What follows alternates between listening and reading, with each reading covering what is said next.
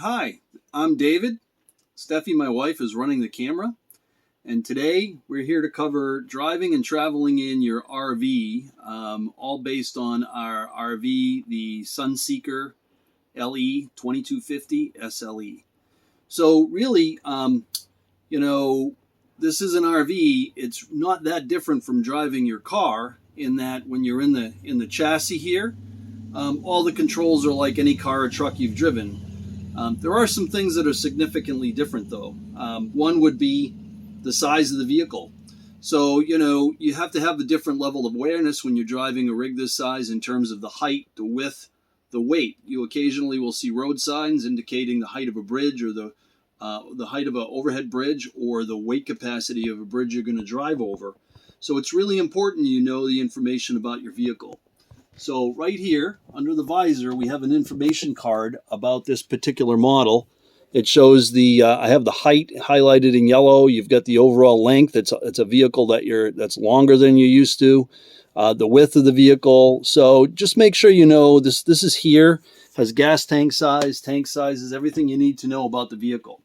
So if you are driving down the road and it says the bridge is this high or this is the weight capacity, you know where to go to look for the information.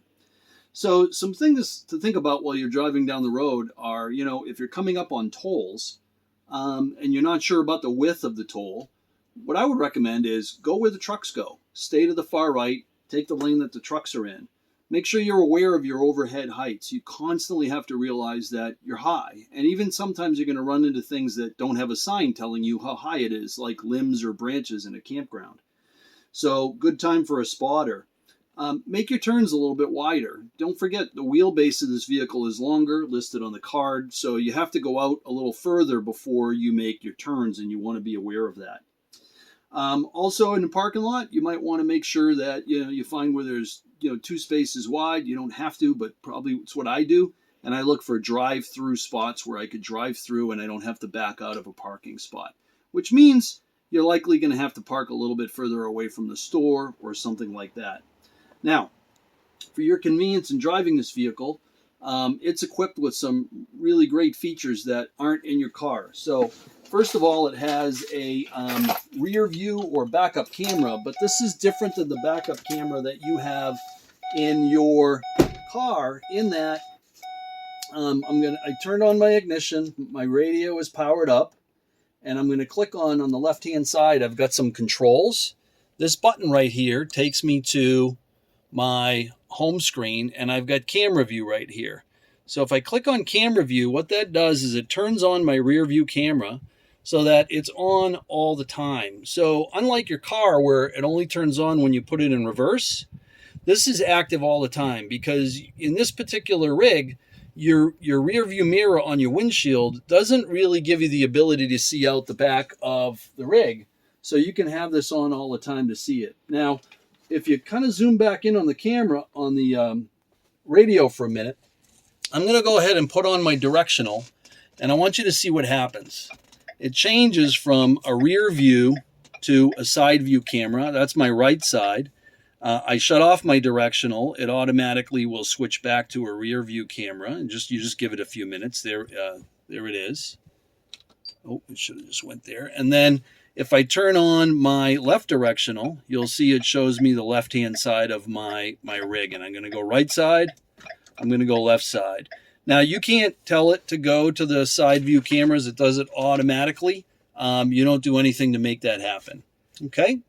Now, if you switch to radio, after a few minutes, it'll go back to your rear view camera automatically, just like it did right there. I didn't do that. It did it automatically. If you don't want to see it anymore, you just hit the X. So that's the side and rear view cameras. The transmission in this vehicle is an automatic, not a manual transmission. But one of the things I want to mention to you, if you're climbing particularly steep hills or you're descending particularly steep hills, it has a haul or trailer mode button on the end of the transmission, and you can see there's a light in the dash that comes on for it. This is really useful descending steep grades because it'll use the motor to slow the vehicle down instead of relying on your brakes completely. And climbing steep hills, it'll shift a little bit quicker to make the performance a little bit better. It's called a tow option. in the transmission, but you don't have to be towing to use it, and it can really come in handy in different situations. So that's really it in the cabin of the vehicle. What I want to talk about now briefly are the seat belts in the vehicle. Pretty straightforward. The two captain's chairs in the chassis up here in the front each have seat belts, but you might have additional passengers. You might have children and so forth. This RV is equipped with a total of 4 seat belts. So there's the 2 in these 2 captain's chairs, and there are 2 others. So I'm going to come back here, and I'm going to slide my cushion off of my seat and flip this up, and you can see there are 2 seat belts stored underneath in the dinette. So you can have people sitting in the dinette while you're traveling, belted in. And that makes up the 4 seat belts in the rig. Okay, so let's take a walk outside. I want to talk about the exterior mirrors for a minute.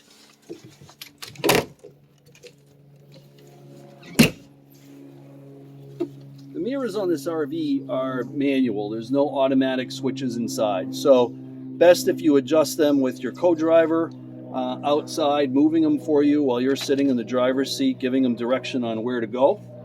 So in this case, you don't want to move the glass inside the mirror. That's not what moves. What moves is the pivot down here on the bottom. So you want to use your hands on the mirror, and you can adjust it to go kind of wherever you want to go. Once you get those set, it's a set and leave, and if you're in a tight spot, you can swing the mirrors in and get them out of the way. Okay? So what I'd like to do is let's go to the back of the vehicle.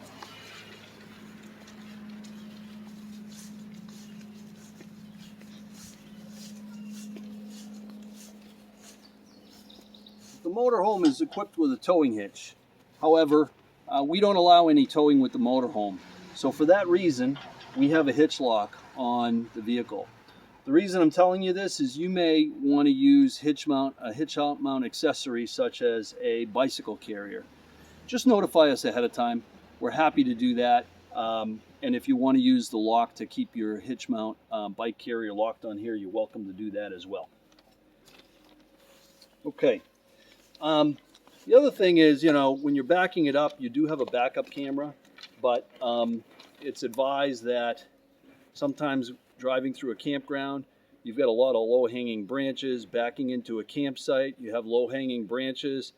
You might have, trees and things like that. Really recommend having a spotter anytime you're backing up or driving through an area that has kind of low-hanging items in it.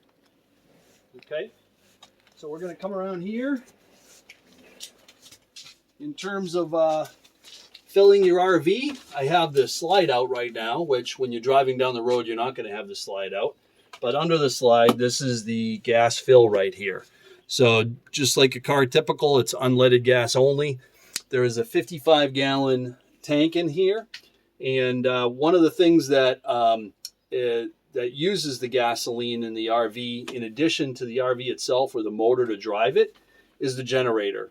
So it's really important for you to know this because you have to have over a quarter tank of gas to be able to fuel the generator. If the level drops below a quarter, the generator won't run. So it's recommended that before you pull into your campground, you make sure you have over a quarter tank of gas if you're going to use the generator. You might not be.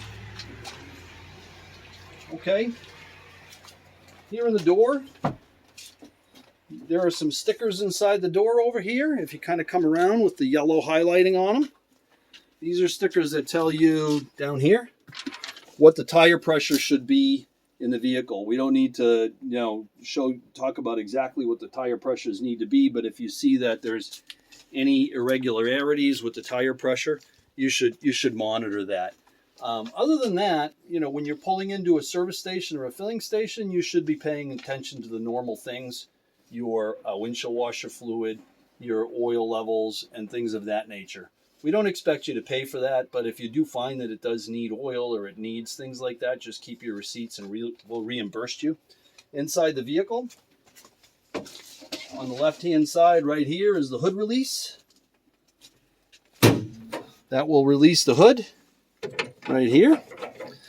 And then if we go around to the front of the vehicle, there's a slight recess right here. You'll feel a lever, you slide it right to left. The hood opens. Here's your windshield washer fluid. Your lever for checking your oil is right down in here. It's the yellow button. Okay, and you can slide that out and you can check your oil. All right, so that's our video on driving and transporting in your RV. Hope this helps you, and look at other videos for other topics on this particular model. Thanks.